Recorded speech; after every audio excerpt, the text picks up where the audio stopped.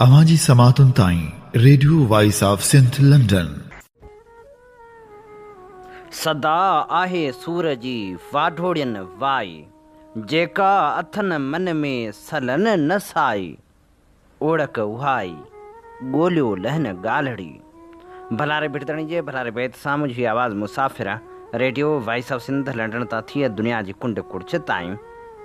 जंहिंजा माग ॿुधिजे पियो उन्हनि मीड़ी महिरबाननि खे सिक भरियो सलाम शाल क़बूल पवे। 3 जुलाई 2025 ख़मीस जे ॾींहुं प्रोग्राम सोच वीचार साण करे आऊं अवां जी ख़िदमत में हाज़ुर अवां जो पंहिंजो मेज़बान हबीब लगारी। प्रोग्राम जी शुरूआत में अवां इहा ई दुआ त शाल जितो जो असुख सलामती सां कॾहिं बि ॾुखियो ॾींहुं न ॾिसो ऐं कॾहिं बि अवां जूं मुर्कूं मेरियूं न थियनि। दुनिया जी कुंड कुड़छ में जिते बि रहो सिंध लाइ, सिंध वासियुनि लाइ, दुनिया जे मसरूम माण्हुनि लाइ जा खोड़ींदा रहो। शाल अवां जा ख़्वाब तइबीरनि सां लही सघनि। पाण ॼाणूं था त हिन मुल्क ते कारी राति तमामु घणी रही आहे। सुबुह जा रोशन सिज ॼण त हिन धरती जे नसीब में आया ई न आहिनि। कॾहिं मार्शलाऊं लॻियूं आहिनि त कॾहिं के ॿिया अहिड़ा हुक्मरान आया आहिनि जिन धरती खे तीन वाल करण जी कोशिशि कई आहे। मौजूदा दौर में जॾहिं हुक्मरान धरती खे तीन वाल करण जी कोशिशि करे रहिया आहिनि तॾहिं हुकूमती अॻवान हिन निज़ाम मां मायूस बि आहिनि ऐं मार्शला जा पड़ाॾा बि गूंजी रहिया आहिनि। मुल्क में जमहूरियत जी तॾावेड़ ई मार्शला जे ख़तरे बाबति ॻणतियूं वधी वियूं आहिनि। नवाज़ लीग अॻवान ख़्वाजा सैद रफ़ीक़ बि चयो आहे त वोट जे फ़ैसिले खे अस्करी, सियासी ऐं अदालती मुदाख़लत खां पाक करण जी ज़रूरत आहे। मौजूदा निज़ाम डिलीवर करण में नाकाम आहे ऐं जेकॾहिं हालतूं अहिड़ियूं रहियूं त मुल्क खे हिकु डिघी राति ॾिसणी पवंदी। ॿिए तरफ़ मौलाना फज़लुर रहमान चयो आहे त 80 वारे ॾहाके में पाकिस्तान खे अफ़गान जिहाद में इस्तेमालु कयो वियो, जंहिं सबबु मुल्क में मंशात हथियारनि समेत केतिरनि बुराइनि जो सैलाब आयो। हुन ख़बरदार कयो त हाणे चीन ख़िलाफ़ु इब्राहिम अकार्ड जे नाले ते पाकिस्तान खे ॿीहर इस्तेमालु करण जी कोशिशि पई थिए, पर असां हिन भेरे दोखे में न ईंदासीं। मुल्क जे अहम अॻवान जे अहिड़नि बयाननि मां ज़ाहिर थिए थो त जमहूरियत खे हक़ीक़ी ख़तरा लाॻू आहिनि ऐं मार्शला जो पड़ाॾो ॿीहर गूंजी रहियो आहे। या वरी किथे ईअं त न आहे जो हुक्मरान पंहिंजी हुकूमत खे तूर ॾियण लाइ अहिड़ियूं ॻाल्हियूं करे रहिया आहिनि ऐं मार्शला जा अफ़वाह पखेड़े रहिया आहिनि। मौजूदा वक़्त में मार्शला लॻण इन करे बि नामुमकिन नज़र अचे थी जो मार्शला लॻाईंदड़ क़ुवतूं मार्शला खां सवाइ मुल्क जूं बाइख्तियार हुकूमत कंदड़ धुरियूं बणिजी वियूं आहिनि। संदन इशारे ते हुक्मरान हलनि था। छा इहा मार्शला न आहे त ॿियो छा आहे? मोरे भरिसां ॻोठ बजराणी लगारी में औरत जो मासूम धीअ समेत ख़ुदकशी वारो वाक़ियो केतिरा ई सवाल उथारे वियो आहे, छो त हीउ वाक़ियो इन करे पेश आयो आहे जो अञा ताईं ॻोठ पुलिस जे घेरे हेठि आयल आहे ऐं रवासी बुख ऐं बदहाली खे भोॻे रहिया आहिनि। ख़ुदकशीअ वारे मामले ते ख़ूबसूरत लेखक हुसैन सारंग लिखे थो, ख़ुदकशनि जे कारणनि ऐं ख़ात्मे जा असल ज़िम्मेवार रियासतूं, हुकूमतूं ऐं समाज हूंदा आहिनि। पाण क़ौमी तौरु ग़ुलाम आहियूं। पंहिंजी रियासत परमारनि जे कब्ज़े हेठि आहे। हुकूमतूं देस दरोहनि हवाले आहिनि। समाजी शौर जी खोट आहे। ख़ुदकशी कंदड़ फ़र्दनि खे क़सूरवार क़रार ॾियण बदिरां संदन असल सबब ॻोल्हबा त सियासी निज़ाम ॾोही लॻंदो। सबब समझ में ईंदा त आर्ज़ी इलाज ऐं मुस्तक़िल हल साम्हूं ईंदा, पोइ हक़ीक़ी बदिलाव ईंदो। ॿी सूरत में ज़ाहिरी तौरु पंहिंजो अंत पाण आणींदड़ फ़र्दनि ते फटकार करे रोई पिटी ख़ामोश थी वञिबो त हक़ीक़ी बदिलाव न ईंदो। कॾहिं बि मसइले जा हक़ीक़ी सबब आॾो ईंदा त पंहिंजी जाखोड़ रियासती जोड़जक जी बहितरी थींदी ऐं सियासी निज़ाम में बदिलाव ईंदो। रियासती जोड़जक ऐं सियासी निज़ाम में घुर्बल बदिलाव बदिरां चहिरनि जी तब्दीली सां सूरतहाल साॻी रहंदी। सिंधू दरिया जी बचाव वारी हलचल में ॿिनि गभरनि ज़ाहिद ऐं इरफ़ान जे जानियुनि जे नज़राने ॾियण ऐं ॿियनि क़ुर्बानीनि जे करे आलमी शोहरत माणींदड़ तर बजाराणी लगारी में हिकु ॿियो सान्हो थियो आहे। 20 सालनि जी नौजवान नारी फ़ज़ीला पंहिंजे 3 सालनि जी धीअ भली सां गॾु 1 जुलाई 2025 ते ज़ाहिर में पंहिंजो अंत पाण आंदो। संसद धीअ भली घणी बीमार पिणु हुई। यादि रहे त ॻोठ बजराणी लगारी में थियल हिन दर्दनाक सान्हे जो शिकार थींदड़ फज़ीला जो जीवन साथी अशफाक लगारी मोरे में काठियूं विकिणंदो हो। ॻोठ जी तरखे मुसलसल पुलिस कड़े सबबि 1 महीने खां अशफाक बेरोज़गार हो।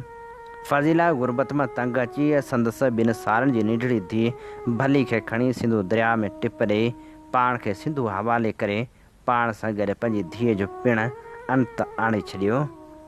सिंधी समाज समेत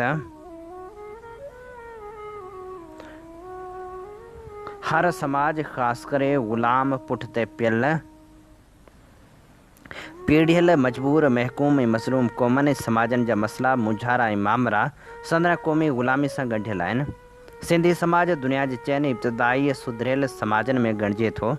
सिंधी समाज ऐं सिंधी क़ौम जी हाणोकी सियासी समाजी मुआशी सक़ाफ़ती सनफ़ी ऐं माहौलियाती सूरतहाल मुहक़क़नि लाइ सवें सवाल ऐं हज़ारे अनुमान ऐं अंदाज़ पैदा कंदड़ आहे। ख़ुदकशाई मौत जी ख़बर ॿुधी या पढ़ी अक्सर माण्हुनि जे नकनि में मूड़ा ऐं कननि जे पापड़ियुनि ॾे हथ सुरी वेंदा आहिनि। घणा माण्हू तौबह ताइब थींदे नक मथां ॾिसणी आङर घसाए छॾींदा आहिनि। रिवाजी सोचनि वारा मामूली माण्हू बिना कंहिं परख या अबगाह जा सबब मालूम करण जे ज़ाहिरी तौरु पंहिंजो अंत पाण आणींदड़ माण्हू खे ॾोही करार ॾींदा आहिनि। ज़िंदगी भले केतिरी बि कड़ी ऐं वेझी ॻंढड़ी हुजे पर पोइ बि मिसरी खां मिठड़ी हूंदी आहे। ख़ुदकशियूं उहे माण्हू कंदा आहिनि जेके अकेलाइनि जो शिकार थी वेंदा आहिनि। ज़हनी गुरबत बुख बीमारियूं अणबराबरियूं ऐं नाइंसाफ़ियूं संदन जीअण जंजाल करे छॾींदियूं आहिनि। संदन आसूं उमेदूं आसरा सहारा भरवसा ऐं वेसा ख़तमु कया वेंदा आहिनि। हू पाण खे ॿिनि जे ज़िंदगियुनि ते बार महसूसु कंदा आहिनि। पोइ हू न सिर्फ़ु पाण खे पर पाण खां प्यारनि रिश्तनि ऐं शयुनि खे पिणु पाण सां गॾु मरण ऐं मारणु चाहींदा आहिनि। इहो ई सबबु आहे त वालदेन ख़ासि करे माहिरूं पंहिंजी औलाद ख़ासि करे मासूम ॿारनि मां बि नियाणियुनि खे पाण सां गॾु अंत आणाईंदियूं आहिनि। साॻी रीति आशिक़ माशूक़नि ऐं महबूबनि सां गॾु मरंदा आहिनि या खेनि ॿुधाइणु चाहींदा आहिनि त हू खाइनि बिना जीअण नथा चाहिनि। पंहिंजे हिन लेख जो मौज़ू आहे ख़ुदकशियूं क़सूरवार केरु, फ़र्द या रियासती जोड़जक ऐं सियासी निज़ाम। अचो त हिन सवाल जे जवाब में पंहिंजा वीचार वंडियूं। सवाल जे जवाब में उहो पिणु सम्झणो आहे त रियासत छा आहे, रियासती जोड़जक कहिड़ी ऐं कीअं हुजणु घुरिजे, फ़र्द जो समाज ऐं रियासती जोड़जक ऐं सियासी निज़ाम सां कहिड़ो तालुक़ ऐं किरदारु हुजणु घुरिजे। फ़लसफ़ियाना फ़िक्री जवाबु ॾियण बदिरां मुख़्तसर आम फ़हम वारी ॻाल्हि करणी आहे। रियासत खे मुल्क देस वतन ॾे साणे ऐं ॿिनि नालनि सां सॾे सघिजे थो। के रियासतूं आज़ादु त के वरी ग़ुलाम आहिनि।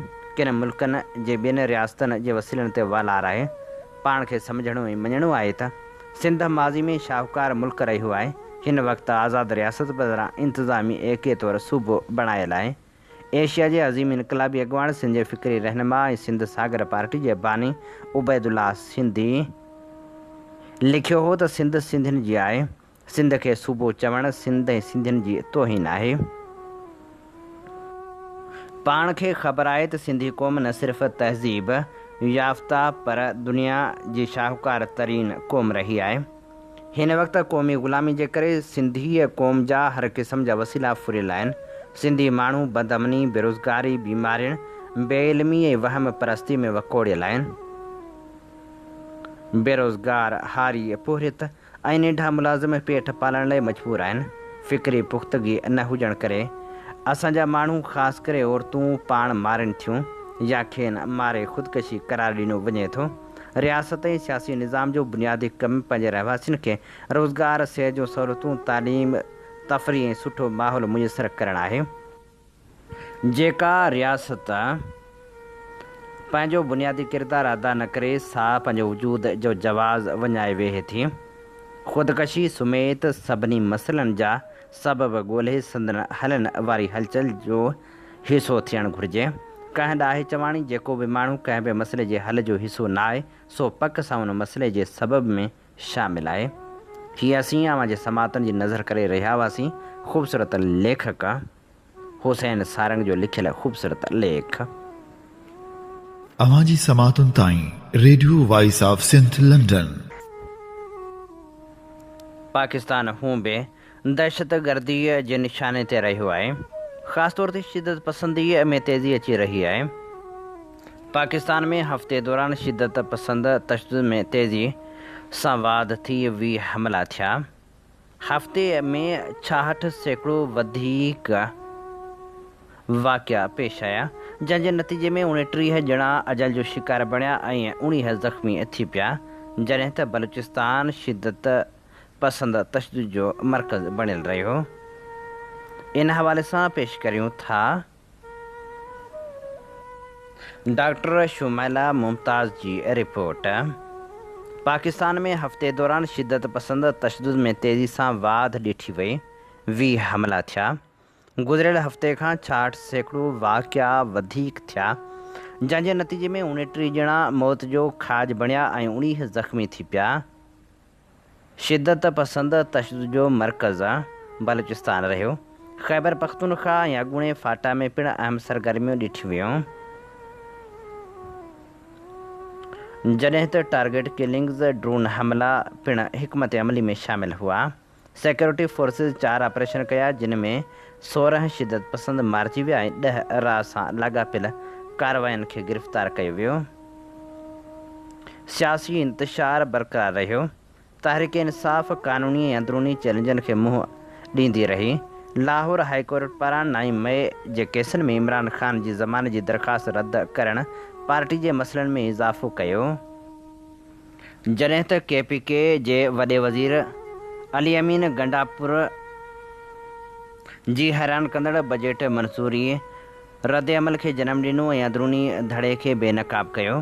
तहरीक इंसाफ़ जी सियासी विरासत जारी आहे। KPK में क़यादत जी रकाबत पार्टीअ जी हिदायत खे वधीक मफ़लूज करे छॾियो आहे। वफ़ाक़ी हुकूमत ख़ैबर पख्तूनख्वा में रिवायती जरगे वारे निज़ाम खे बहाल करण लाइ क़दम खयो। अमीर मक़ाम ऐं क़ानून वारे वज़ीर आज़म नज़ीर तारड़ जी अॻुवाणी में हिकु आला सतही कमेटी ठाही वई। क़बाइली बुज़ुर्गनि जे मुतालबनि जे करे शुरू कयल हिन शुरूआत जो मक़सदु रस्मी इंसाफ़ जे निज़ाम खे मुकमिल करणु हो, ख़ासि तौर ते महरूम इलाइक़नि में जेतोणीकि मुनासिब अमल इंसानी हक़नि ते ख़दशा बरक़रार रहिया। मुतवाज़ी तौर ते वसी इंसाफ़ जे निज़ाम में सुधारनि जी ज़रूरत पिणु रही। मुआशी मुहाज़ ते इस्तेहकाम जूं अलामतूं नज़र आयूं, जॾहिं चीन $1.8 बिलियन जे कर्ज़ खे रीशेड्यूल करण ते इतफ़ाक़ कयो। पाकिस्तान जे फॉरेक्स ज़ख़ीरनि ते दबाव घटि थियो ऐं IMF प्रोग्राम जे हदफ़नि खे पूरो करण में मदद मिली। सीड़पकारनि जो एतमाद वधी वियो। PSX पंहिंजे ॿिए वॾे हिकु ॾींहं जी वाध खे रिकॉर्ड कयो, जॾहिं त सार्फ़िन जे एतमाद इंडेक्स खे 9.2% वाध ॾिनी। पार्लियामेंट 17.57 ट्रिलियन रुपयनि जो बजट मंज़ूर कयो। टैक्स सुधारा, समाजी हिफ़ाज़त, नेट में वाधारो ऐं स्मगलिंग मुख़ालिफ़ क़दम मुतारिफ़ कराया। हिकु वॾे इंटेलिजेंस ऑपरेशन में राज हिकु शकी नेटवर्क खे ख़तमु कयो वियो। कराची में 4 ऐं पंजाब में 6 गिरफ़्तारियूं थियूं। पंजाब में इख़्तियारियुनि धमाकेदार मवाद ज़ब्त कयो ऐं मनसूबनि जे हमलनि जी तफ़सील सां राब्ते खे रोकियो। कराची में शकी माण्हुनि खे फ़ौजी ऐं सिपेक साइटनि ते जासूसी कंदे पकड़ियो वियो। गिरफ़्तारियूं वधंदड़ गैर रिवायती ख़तरनि ऐं वधंदड़ इलाइक़ाई इंटेलिजेंस मुक़ाबले खे उजागर कनि थियूं। विच उभर जे तकरारनि जे विच में पाकिस्तान ईरानी एटमी हदनि ते अमरीकी इसराइली हमले ते पंहिंजे मौक़िफ़ खे एतदाल में रखियो। ख़िलजी रियासत सां वधीक हमाहंग रहियो ऐं वाशिंगटन जी सिधी तनक़ीद खां पासो कयो। NSC अमेरिका जो नालो वठण खां सवाइ हमलनि खे बैनुल अक़वामी क़ानून जे ख़िलाफ़ वर्ज़ी करार ॾिनो। पाकिस्तान अमेरिका ऐं ईरान जे विच में सारसी जी आच कई। छिकताण खे घटाइण जे सॾ में गॾियल क़ौमनि में चीन ऐं रूस सां शामिलु थियो ऐं ख़िलजी इतिहादियुनि सां सिफ़ारतकारी खे हमवार कयो। ईरान जे सदर अमेरिका जी सालसी में जंग बंदी खां पोइ वज़ीर आज़म शहबाज शरीफ़ जो शुक्रियो अदा कयो, जेको इस्लामाबाद जी स्ट्रेटजिक गैर जानिबदारी ऐं सिफ़ारती मुताबिक़त खे बरक़रार रखण जे कोशिशनि खे ज़ाहिर करे थो। चीन में SCO जी इजलासनि में हिंदुस्तान ऐं पाकिस्तान में तकरार वधी विया।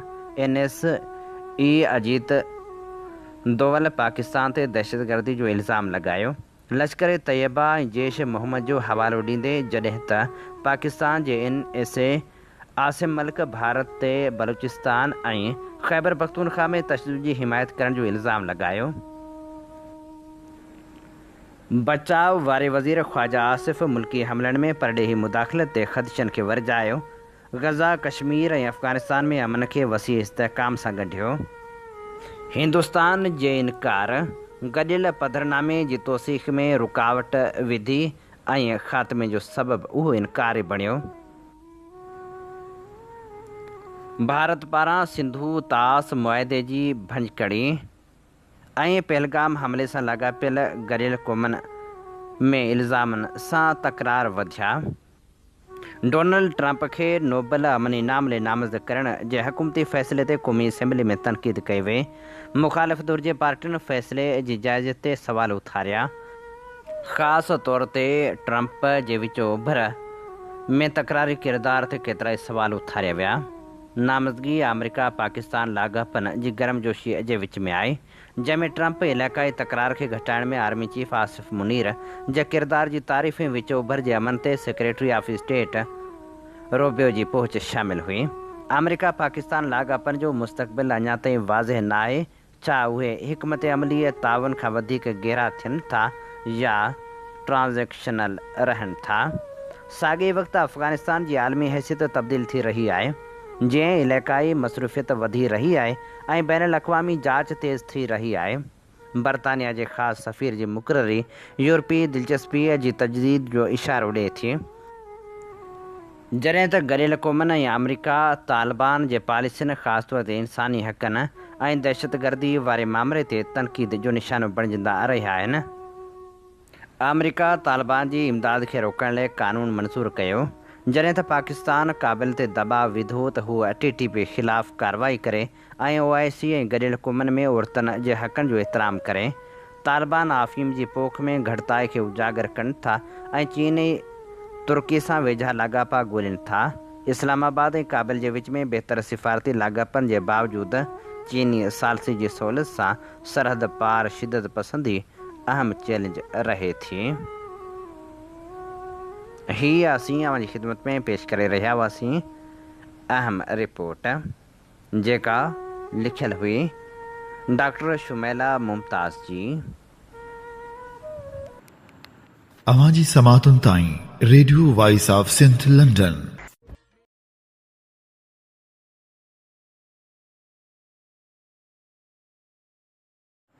Radio voice of Sindh London तां अव्हांजी ख़िदमत में प्रोग्राम पेश कयो पियो वञे सोच वीचार जे हिन सफ़र में आऊं अव्हां सां मुखातिबु आहियां पंहिंजो मेज़बान आहियां हबीब लगारी।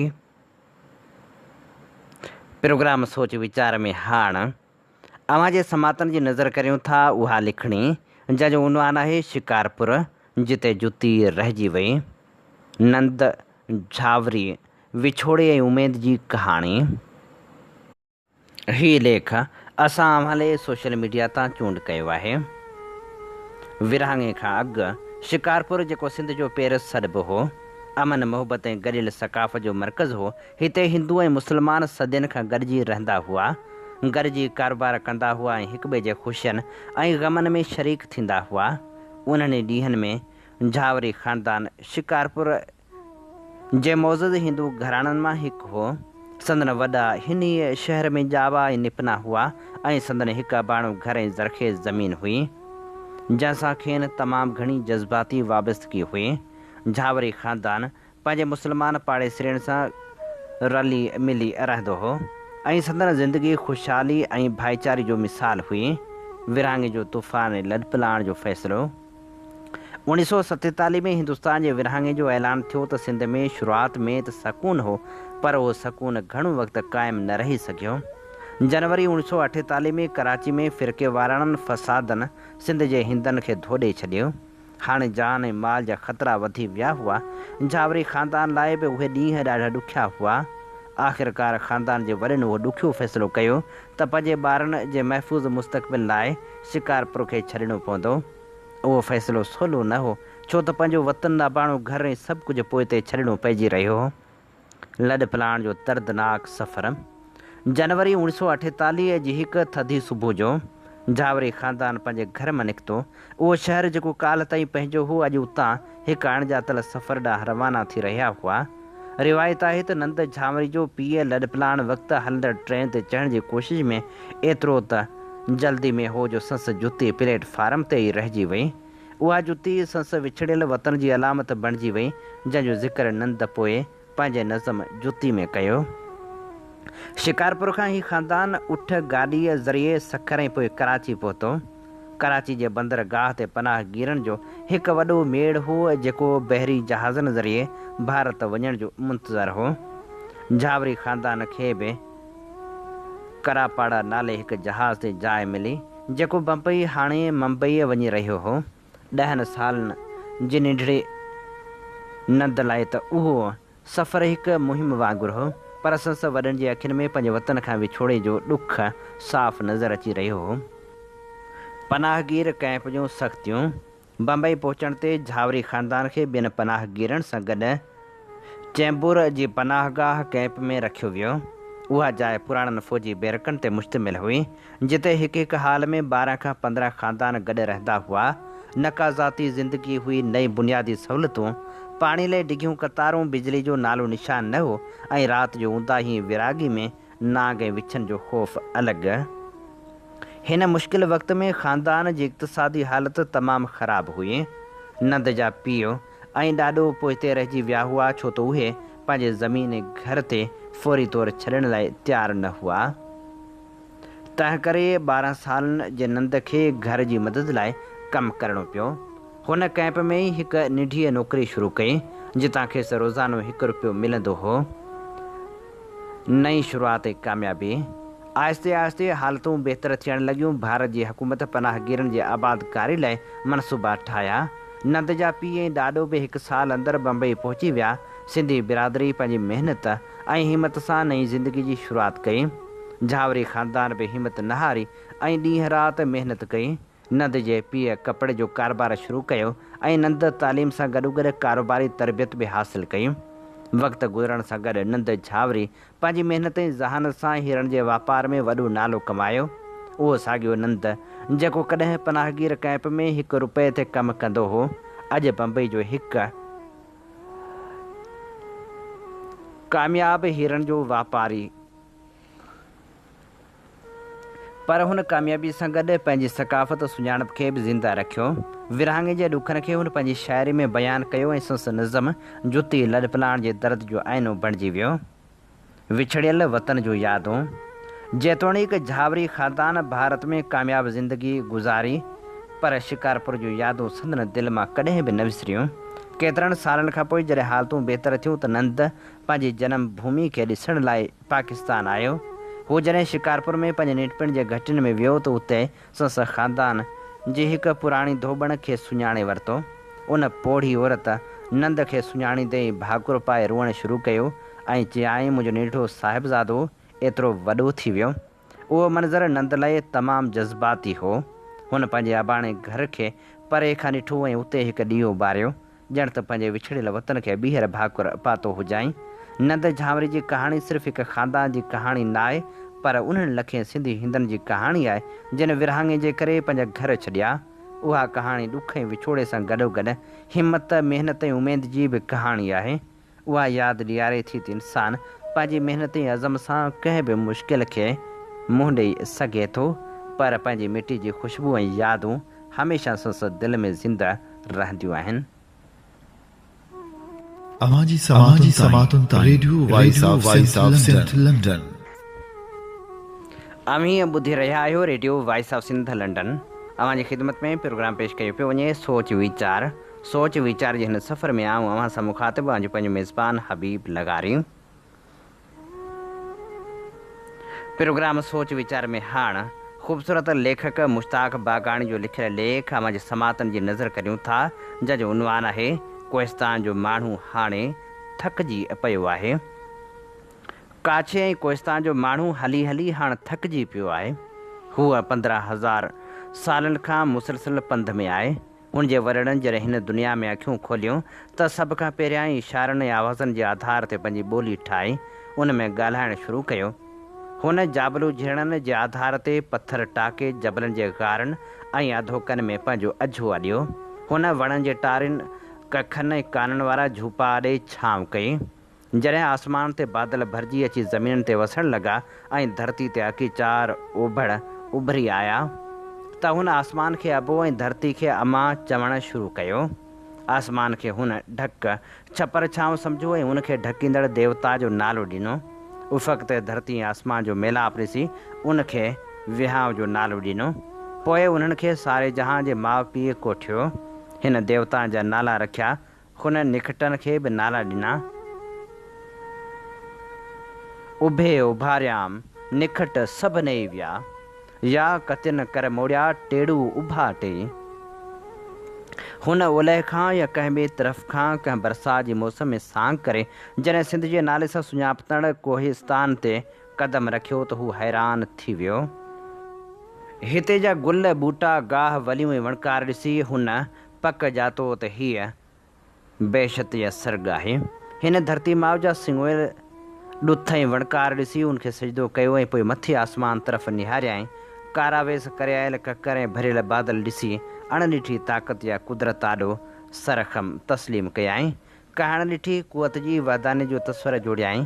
तलाव ठाहे पाणी स्टोर करण जो बंदोबस्तु कयाईं। हुन ॿधियूं ॿधी खेट ठाहिया। हर पांजारे जोड़े विरछाती आली थियल धरती खे खेड़ियो। पोख पोखी अनु पायो। पथर तराशे औज़ार ठाहिया। पोइ हुन हिकिड़ो चक ठाहियो। मिटी जो पनोड़ो ॻोहे उनखे चक ते चाढ़े ख़ूबसूरत थांव जोड़िया। शुरू में उन सादा थांव ठाहिया। आहिस्ते आहिस्ते उन ते चिट चिटण शुरू कया। हुनखे कारो ॻाढ़ो ॻेरड़े रंग वणणु लॻो। शायदि कारी राति खे ॾिसी हुन कारो रंग तख़लीक़ कयो। पोइ शफ़क़ जे लालाण निहारे ॻाढ़ो रंग ठाहे उनजे मथां ॾिनो। हुनजो उहो ख़्यालु हूंदो त कारी राति हाणे नाहे रहणी। तुलू आफ़्ताब खां अॻु ॻाढ़ी बाख फुटणी आहे। उहा रेन बसीरनि जी उणतुण हुई जंहिंखे सजण खां पोइ शेख अयाज़ लफ़्ज़नि जो रूप ॾिनो। हीअ उणतुण रेन बसेरनि जी थी वेंदी साख सवेरनि जी।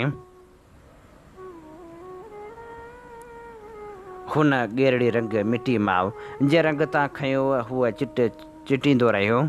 जीअं पोइ तीअं चिट सुहिणा थींदा विया। हुन जबलनि लुकनि नयनि ढोरनि ते नाला रखिया। खेती में कमु ईंदड़ हर औज़ार ते नाला रखिया। खेटनि ते उनजे ॿनिन ते हर हिकु शइ ते सुञाणप लाइ नाला रखंदो वियो। हुन पंहिंजे तजुर्बे जे आधार ते एॾा त ठहिकंदड़ सुहिणा नाला रखिया जेके सदियुनि पुॼाणा इस्तेमाल में ईंदा रहिया। हुन फीथो ईजाद कयो। एट चरखो जोड़ियो। अन्न पीअण जो जंड ठाहियो। हुन ॻह जोड़िया। मिटी माउ जी मूर्ति ठाही उनखे गहन सां सिंगारियो। हुन माल जा धण धारिया। सुञाणप लाइ लख ॾिना। काछी ऐं कोहिस्तान जो माण्हू मुसलसिल सफ़र कंदो रहियो। हुनजो नस्ल वधंदो वियो। जीअं जीअं कीड़ वधियो हुन वसंदियूं क़ाइमु कयूं। आमरी दौर जूं समूरियूं वसंदियूं हुनजी पीढ़ीअ वारनि जोड़ियूं। हुन पेड़नि मां पेचरा ठाहे हिकु वाट ठाही। उहा वाट झांगार खां बंबूर केच मकरान खां बि अॻिते हली थी वई। उहा वाट पोइ वापारीअ वाट सजण में आई। हुन उन वाट सां वसंदियूं जोड़ियूं। कोटड़ो बचाणी उस्मान जी भठी थाणो आरब खजूर लांढी कोहतरास पोखरान मलीर लांढी ॾुल्ह जायड़ो बंदणी काई झांझार अली मुराद आमरी ॻोरांढी गाजी शाह वाही पांदी ऐं ॿियूं कई गुम थी वियल वसंदियूं। हुन राय बादशाह सां गॾिजी निमरोज़ वारी जंग विढ़ी। हुन रनीकोट नाले वारो अज़ीमुल शान क़िलो ठाहियो। हाणे काछे कोहिस्तान जे माण्हू जे पेरनि हेठां जॾहिं जबल खिसकणु लॻो ऐं मिटी सिरकणु लॻी त हूअ साणो थी किरी पियो। हुनजे नस्ल खे भिटाए जो फरमान त यादि हो तती थधी काह कान्हे वेल वेहण जी। मतां थिए उदाह पेर न लही पिरीअ जो। पर वक़्त जी कारी राति जा पाछा जॾहिं ऊंदहि में तब्दील थींदा विया त पिरीं जो पेर हुनजी नज़र खां ओझल थी वियो। वेही वञायो पेरो हो त पुन्हू जो। हुन वेसाह वसूणल ऐं मायूसियुनि में वेढ़ियल इंसान खे शेख अयाज़ जूं ही सिटूं बि आथत ॾेई न सघियूं। जे हाव न हारी कोहियारल ही राति बि घारे वेंदासीं। छो पेर पसारे वेठो आहे उथ डूंगर ॾारे वेंदासीं। हेॾे डिघे सफ़र खां पोइ काछे कोहिस्तान जो माण्हू हली हली हाण थकिजी पियो आहे। ही असीं अवां जी ख़िदमत में पेश करे रहिया हुआसीं मुश्ताक बाग़ानी जो लिखियल ख़ूबसूरत लेख। इन ते ई प्रोग्राम सोच वीचार जो वक़्तु पुॼाणी ते पहुचे थो। पंहिंजे मेज़बान हबीब लगारे खे इन साॻी दुआ सां ॾींदा इजाज़त। वसे भिट तुंहिंजी भलारा सदा, सदा देस परदेस सारा वसन। कॾहिं सींध सिंधी न मेरी थिए, कॾहिं मोड़ कंहिंजा न मुरझाए अचनि। अवां जी समातुनि ताईं radio voice of Sindh London.